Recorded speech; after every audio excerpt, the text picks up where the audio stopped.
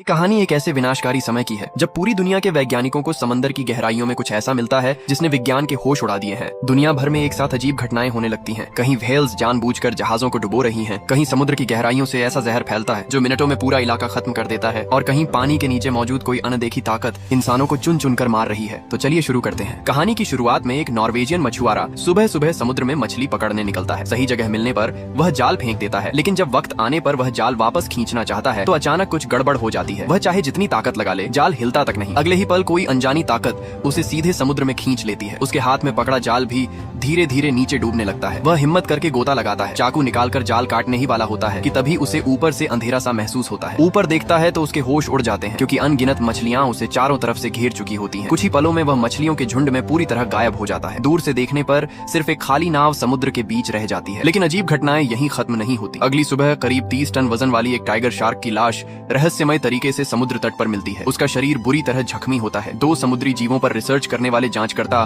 हैरान रह जाते हैं। सवाल उठता है कि आखिर कौन इतना ताकतवर है जो समुद्र के इस बादशाह को मार सकता है। लियोन के दिमाग में सबसे पहला शक आसपास के मछुआरों पर जाता है। वे एक बुजुर्ग मछुआरे से मिलने जाते हैं। लियोन जब अपना मकसद बताता है तो बूढ़ा कुछ कहे बिना उन्हें बंदरगाह ले जाता है। वहाँ एक छोटी नाव दिखती है जिस पर टाइगर शार्क ने हमला किया था। उसी रात तड़के उन पर शार्क ने अटैक किया था। आमतौर पर शांत रहने वाली टाइगर शार्क उस दिन बिल्कुल पागलों जैसी हो गई थी। इतनी बड़ी शार्क और इतनी छोटी नाव, जान बचाने के लिए मछुआरों के पास पलटकर वार करने के अलावा कोई रास्ता नहीं था। लेकिन इतना करना भी किसी वयस्क टाइगर शार्क को मारने के लिए काफी नहीं था। साफ था कि उसकी मौत के पीछे कोई और वजह थी। बूढ़ा मछुआरा जाने के बाद लियोन का मन और भी बेचैन हो जाता है। आखिर टाइगर शार्क इंसानों पर अचानक हमला क्यों करने लगी है? रात होते ही समुद्र के नीचे निगरानी करने वाला चार्ली भी कुछ गड़बड़ महसूस करता है। समुद्र में लगे बॉय से चेतावनी सिग्नल मिलने लगते हैं, इसलिए वह हालात देखने के लिए खुद पानी में उतरता है। जल्द ही वजह सामने आ जाती है। डिटेक्टर एक मछली पकड़ने वाले जाल में फंस गया था। वह जाल खोलने ही वाला होता है कि तभी उसे पास से एक अजीब सी आवाज सुनाई देती है। वह घबरा जाता है, जल्दी जल्दी जाल खोलकर डिटेक्टर को पकड़ता है